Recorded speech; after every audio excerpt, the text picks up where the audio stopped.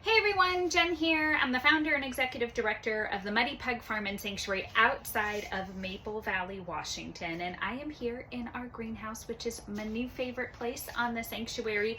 We are here in the greenhouse as we are kicking off a new program with an awesome nonprofit that's based in our area that focuses on helping domestic violence survivors as well as running prevention programs for teens. So I love being in the greenhouse. It is a wonderful, peaceful place, and it is an awesome place to continue our discussion of One Day I Want to Have a Farm Sanctuary, which is the outstanding book by the team at the Cloven Heart Farm Sanctuary. And we are continuing on through chapter 2, which is titled Migraines and Mayhem, which is such an appropriate title to capture what the day-to-day life is like on the sanctuary. And this particular section is called Getting People to Care and the Green-Eyed Monster. This section really deals with things that I think are so relevant and translatable, not just to your work on the sanctuary. It was 100% relevant to that, but it's really translatable to just like other facets of your life. So whether you're thinking about your personal life or your professional life, like this has a little something for everyone. And in the first section of the segment of this book, the team at Cloven Heart talks about my favorite topic, y'all can guess, the social media, and how you can sort of get people to care and become invested and support the work that you do on the sanctuary. And what I love about this particular topic is all of you know that I work in my first love professionally, the insurance business, and I don't know how I managed to do it, but I actually work in two areas where the organizational community can fit in a teaspoon. The insurance community, especially in the Pacific Northwest, is super small. The sanctuary and rescue community, also very small. And what's so interesting about like both of those communities and the work that everyone does is like when you are looking at a 30,000 foot level, everybody sounds like they do the same thing. And in the insurance business, we call that you feel very commoditized. So you can look at, I do employee benefits consulting. So you can look at like 3 different firms and all of them sound like they do very similar things. But for anybody who has worked on the insurance company, the carrier side of the business, you know that brokerage firms could not be more different. And I think the same can be said of the sanctuary and rescue community. Like, of course, at a very high level, we all participate in rescuing animals. Like, at the most basic level, that is a summary of what we do. But I think what the team at Cloven Heart is really hitting on when they're thinking about like, how do you get people to care about your sanctuary? It's really a businessy conversation of like, how do you differentiate yourself in a field of people who sound like they are doing very similar work to you, and how do you attract the attention, the notice, the support of people who really get you as the executive director, founder, board, and what your mission is as a sanctuary, and just the kind of work you do. Because just like the employee benefits consulting business, when I like look across the field of the sanctuary community, we could not be more different from sanctuary to sanctuary. And like, how do sanctuaries differ? The first way that sanctuaries differ is what kind of residents and animals they focus on. So you may find yourself being very different from other sanctuaries because you might focus on a particular set of species or an individual species. And I think of, for example, Rooster House, which is a fabulous rescue in the Pacific Northwest that focuses on roosters especially, who are so incredibly like thrown away, neglected, really get the short shrift in terms of managing animals. And they have sort of decided to really focus in this particular area, and they have a huge impact, and they are very well known for focusing in that space. Similarly, we have equine rescues that of course focus on horses, and your focus doesn't necessarily have to be on an individual species to think about like how you are different from other sanctuaries. Other ways that you can sort of be very different as a sanctuary is the type of rescuing that you do. And we will definitely cover this in a future segment of the book. But there are sanctuaries and rescues that focus on bringing in animals from the front lines of slaughter and slaughter auctions, and like that has a very defined focus, and it means certain things to supporters. It definitely informs their cost structure and fundraising and the nature of their work. There's also specific rescues who are like, we do not rescue from the front lines of slaughter, and we focus on like crisis situations. And I think of Kate and Hope at Heartwood Haven outside of Roy, Washington, and they often will step in and have the like facilities and the expertise to intervene in huge neglect cases or law enforcement cases where they step in, and animal cruelty and animal control step in, and like they have the infrastructure and the area of expertise. And we, as a sanctuary, like I have made a very intentional decision that is informed by the type of property we have and the facilities we have, like my own personal expertise, how we've structured the kind of work that we do, and we focus on individual animal surrenders, and those individual cases can come from all sorts of places. Sometimes we have residents that come to us who are going to be like thrown away or thrown away to slaughter. We have some residents that are being surrendered through a medical neglect surrender.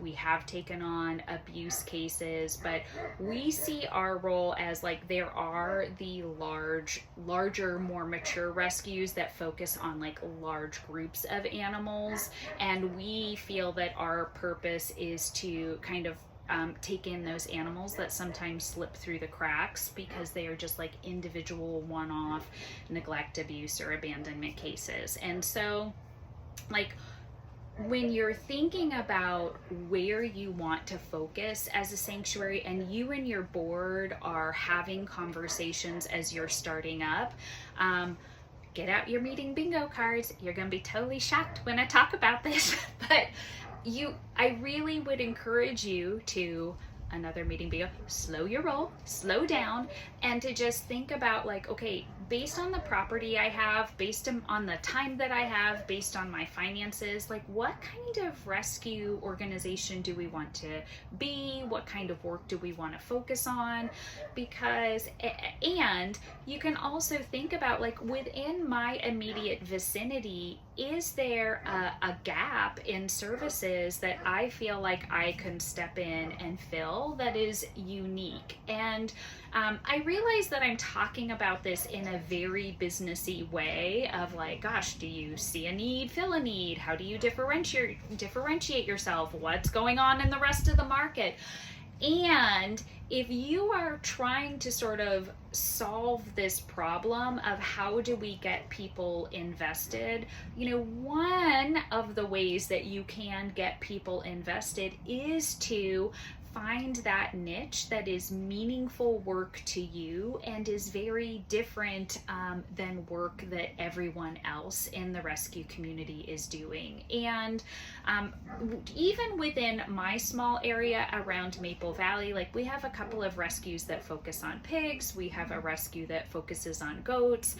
We have several equine rescues. We also have just like a general rescue like us that focuses on individuals individual residents. And what I love about just like the immediate rescue community is we all just sort of do complementary things, and we do things in different ways. And what I have found is that while we can all be very supportive of each other, the people that support us, like the people who support, for example, the Flying SK Rescue, which focuses on pigs, is certainly, if you're a pig lover, I'll recommend you go to the Flying SK Rescue, because Mama doesn't have any pigs on the sanctuary.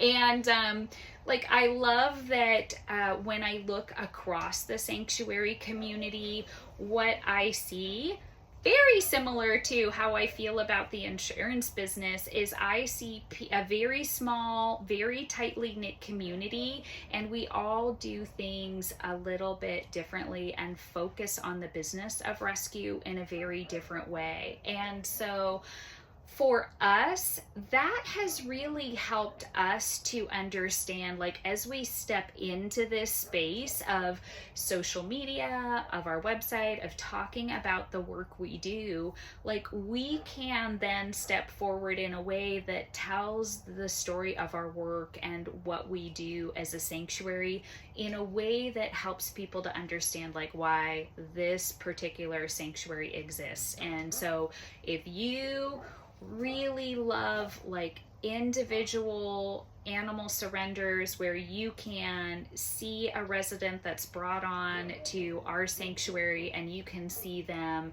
heal, you can see them stabilize, you can see them form their own relationships and just live the life that they were intended, a peaceful, loving, love-filled, beautiful life, we're your jam. If you have a huge passion for like crisis situations where animals are in like immediate imminent danger and there's a large group of them and they need to be like taken out of immediate danger and routed around the community, like, man, beat a path to Hope and Kate at Heartwood Haven, because that's where they focus on. So I mean, I think as you're thinking about, gosh, like, how do I get people to care? And I'm really struggling to like find that visibility and presence. My first sort of kind coaching, as I say in my job as a sales leader, is to really think about like what it is you're focused on and how you tell that story in the uniqueness of how you've approached that. And a sort of side conversation to that is, if you haven't really done that work and really thought with intention about what it is you're going to do and why and how and what kind of residents you're going to focus on, maybe step into that work and invest in that work as you are thinking about how you take your story out into the public.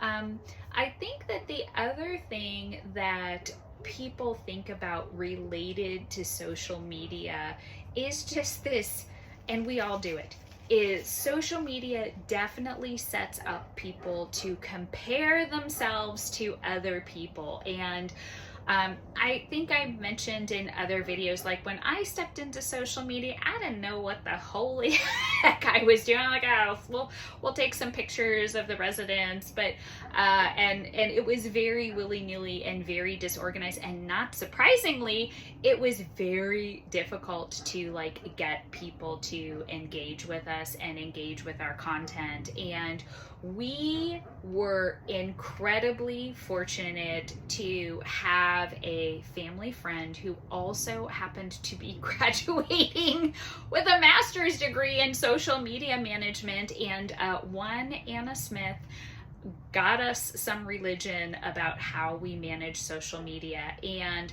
there are all sorts of tools that you can use to organize your approach to social media. And I think like that might be a whole other separate conversation. I would be happy to do like a show and tell with anybody individually who wants to walk through like some of the things that we do, but we organize and keep track of, for example, when residents have come on to the sanctuary so that we can tell their story.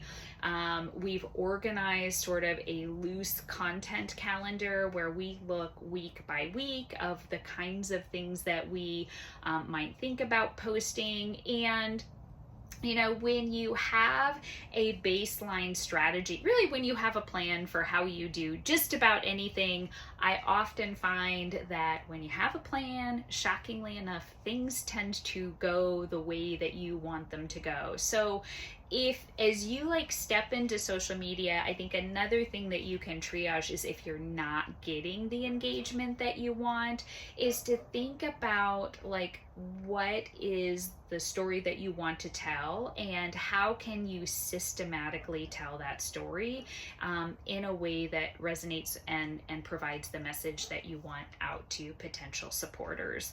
As I mentioned earlier, social media is a place where it is very easy to compare yourself to other sanctuaries. And I'm going to tell you just a quick and funny story about why you should do that. So when Anna landed on the sanctuary, like, I mean, just phenomenally talented, strategic, like very forward thinking in how she thinks about social media management.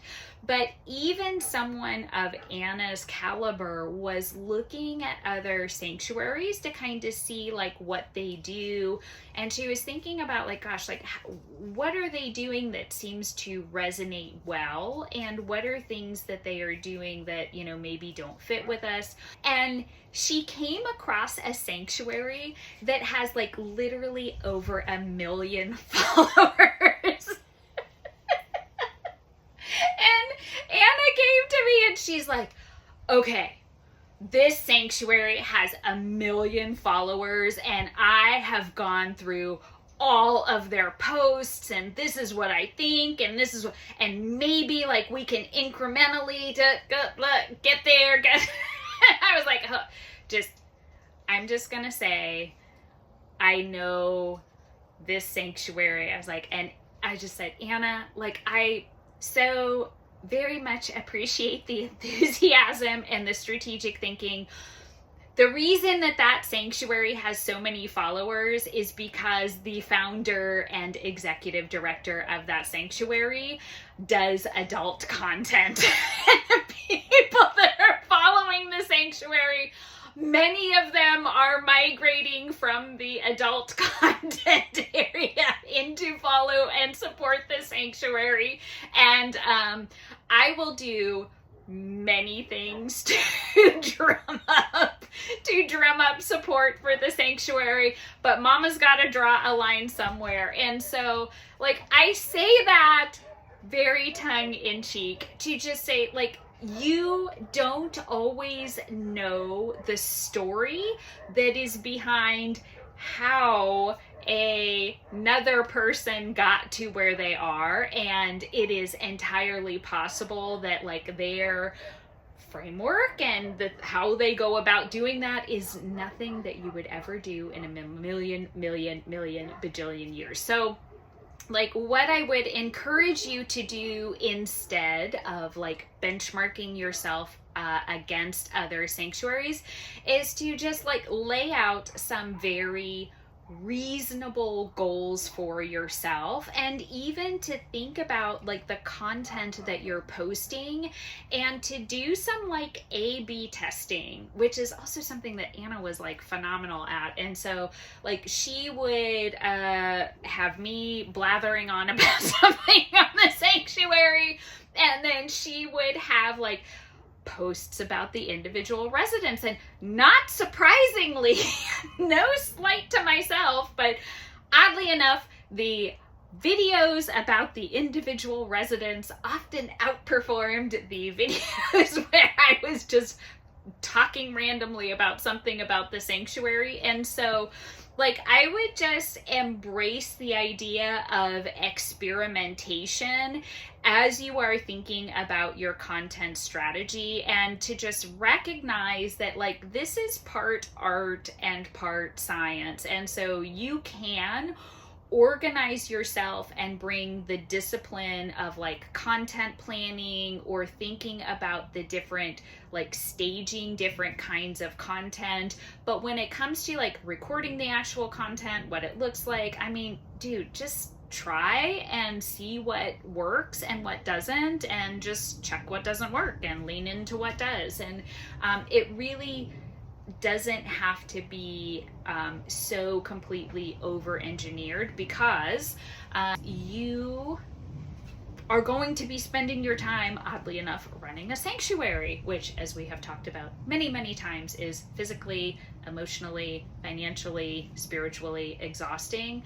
And while thinking about social media and maintaining a presence on social media is a bit of a prerequisite in our line of work nowadays, don't do it to the detriment of the real work of the sanctuary, which is taking care of your residents and taking care of you and your team. So the last thing to say about your approach to social media and kind of getting people to care is that if you have like done the work around who you are, what you're about, and you have clarity on that and why like the work that you do is special and meaningful and unique, you already have that sort of differentiating message from other sanctuaries. And when you have a sort of adventurer spirit for stepping into social media, the last thing to just think about is that it does just take a level of consistency and persistency over time.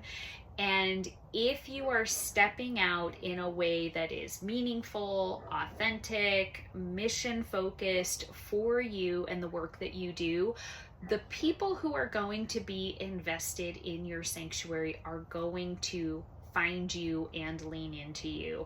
A very pervasive quote that basically everybody hears me say is something that my gram always used to tell me, and she would say, every pot has a lid. And so when you are thinking of like who you are as a sanctuary and really try to show up authentically, don't steal from other sanctuaries because that's not authentic to who you are.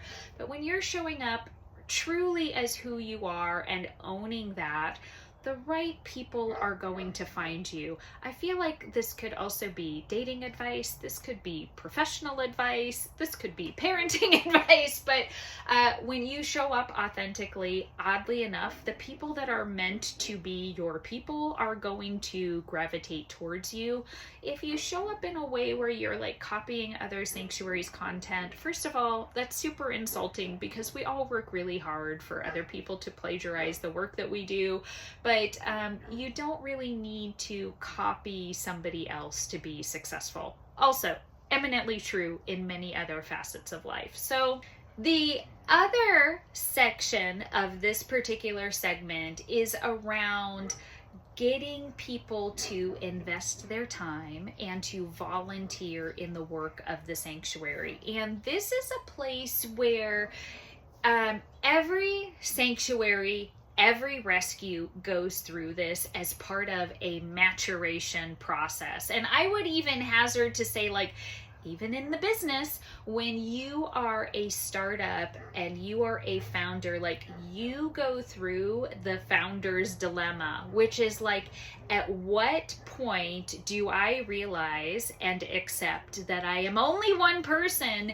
and that I cannot physically do everything associated with this organization and I need to get help? And you should plan for that day to come before you flame out and burn out and get exhausted. And the way that you can plan and manage that is a couple of ways. What's interesting is my view on this has really evolved, because when I first started out, I really worked on having paid help on the sanctuary. So we had farm hands that came on the sanctuary that assisted with turnout, that assisted with tuck-in, that may have done kind of smaller project work for us that was like below a formal like construction contractor working with us. And I think what's so interesting is if I were to reflect back on the time, I had this, now what I see as an incorrect perception that paid help was somehow more effective than volunteer help. And the paid help that we have had over the years on the sanctuary has generally been fantastic. We have had just wonderful, thoughtful, dedicated people that have worked in the day-to-day on the sanctuary, including our fabulous sanctuary coordinator, Amber.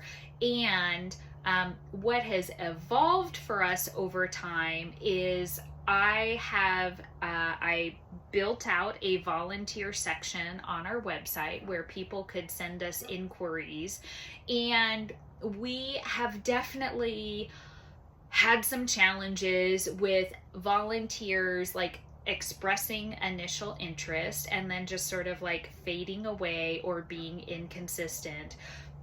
And we have also had the phenomenal good fortune of having like 3 to 4 to 5 dedicated volunteers over the last, I would say, like 12 to 15 months, where people are coming onto the sanctuary. God bless our volunteers, some of whom drive all the way from Seattle to spend an evening on the sanctuary and help us consistently with tuck-in. And where I have realized my mistake in my perception around volunteers is that perhaps I was not looking for the right volunteers, and I did not set up the right framework for a volunteer program. And we have landed on a framework for volunteering that has worked incredibly well for us and has brought the right volunteers to us who just do outstanding work. They take unbelievably careful, loving care of our residents through evening tuck-in, and I just feel incredibly fortunate for the volunteers that we have. And what has changed about our volunteer program is first, having social media and helping people to understand like what we do and why we do it has helped to draw people who are very interested in that like one-on-one caring and interaction for our residents. And so I think what's been interesting, like thinking about the earlier conversations around social media, is that because we are intentionally focusing on individual residents and their care in their lives, we are finding ourselves drawing people to work on the sanctuary and work with us who are interested in that like one-on-one care and contact. Just another recommendation to really lean into that clarity of who you are on social media. We have also made it relatively easy for people who want to volunteer to reach out to us. So we direct people to our website. There is an entire section on our website related to volunteering. We explain the different kinds of volunteering that's available. There's a really easy sign-in form. There's a very easy to complete waiver form. I get that email and I respond as quickly as I can. I really try not to let those things sit for more than 24 hours so that when people are reaching out because they are interested, we want to make sure that we are being respectful of that interest and we reach out to them right away. We are also very clear about what we expect for volunteers, and so I usually will have an initial phone conversation with someone to understand more about why they are interested in volunteering. People can, as they are signing up for volunteering, they can express like what facet of volunteering they want, and if there are specific residents or types of residents that they would like to focus on, we talk a little bit more about that, about what they're interested in doing, what they're not interested in doing, and then I do go into detail just explaining kind of who we are and what we're about and what volunteering entails. As an organization, we have also made a strategic decision that when someone decides to volunteer, they do so with the understanding that this is a minimum of a 3-month volunteering stint. And the reason that we are clear with that is it takes our residents time to get used to people. And many of our residents, I think of like Huck and BB, who were abandoned on a property. I think of Buddy, who came out of an abuse situation on the Cuteness Attack farm. I even think of like Scribbles, who was bullied in his prior herd. So there are definitely some residents that have come to us with almost like interpersonal issues, and they are definitely working through a level of shyness and trust with people.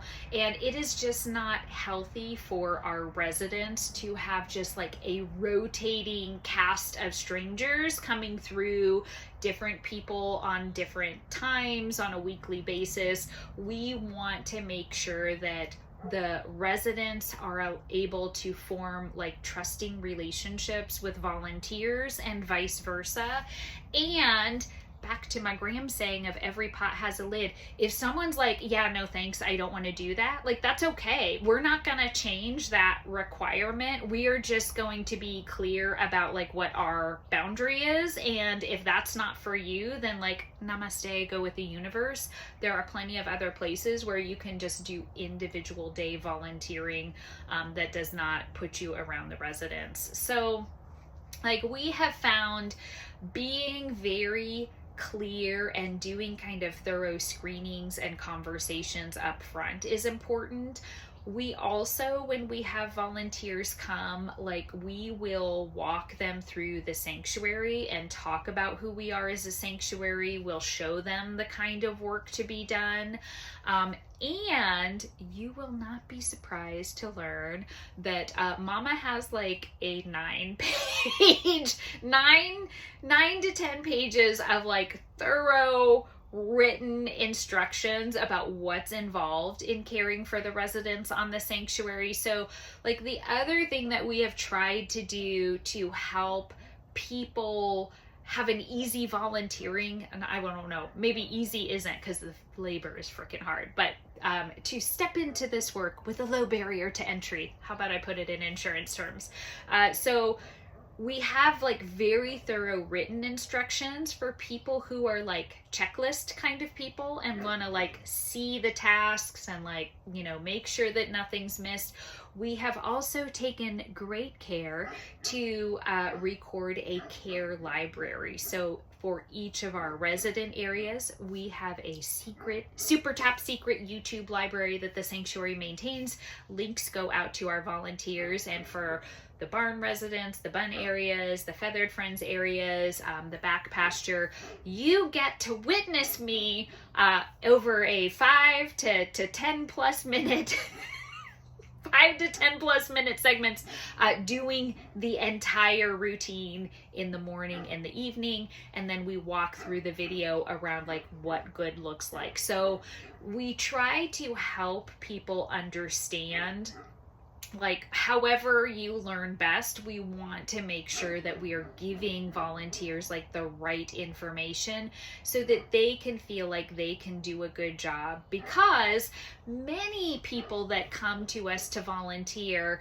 they may have a love of animals, like they may have had exposure to some livestock and to some farmed animals, but oftentimes people are coming to us not having done like a lot of day-to-day farm work. So it's really important to help people feel comfortable.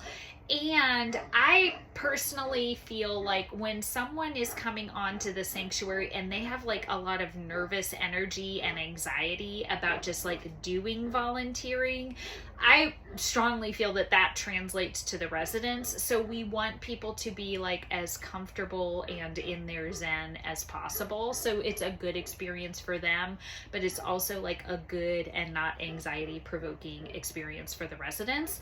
The last thing that we do as we onboard volunteers is you get to do tuck in or turn out with me. And so we will usually do like 2 to 3 weeks of you doing the routine with me.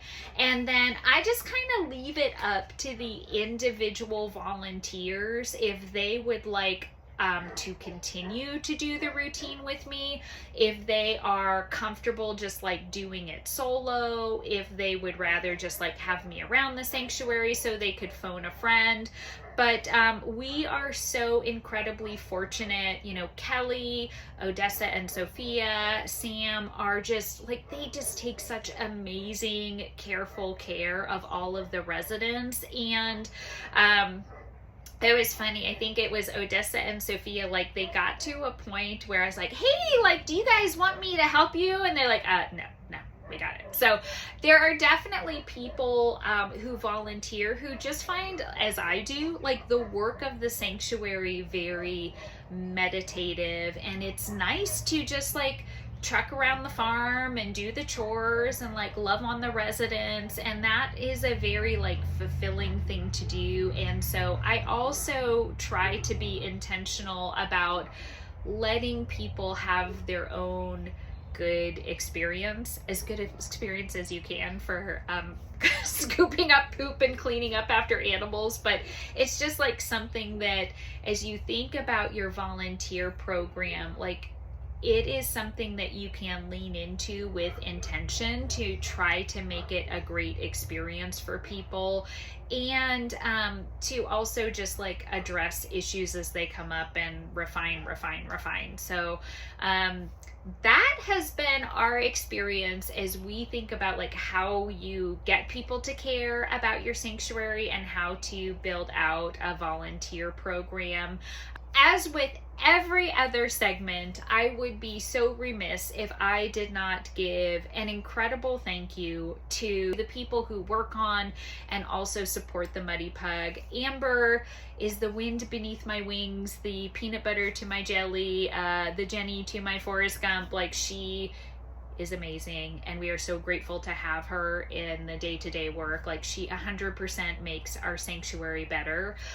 Such a huge shout out to our wonderful volunteers, Kelly, Sam, Odessa, and Sophia. I cannot emphasize enough, like, the reason I am standing in this greenhouse and we are getting ready to roll out another program is because every single minute that Sam, Odessa, Sophia, and Kelly spend helping on the sanctuary is a minute that I can direct to other tasks like standing up this program. So such a wonderful and meaningful impact that everyone makes. And to the people that financially support us, it is such an important part of what we do. Oddly enough, it does cost money to run a farm sanctuary, so we so appreciate monetary donations and support of our individual residents.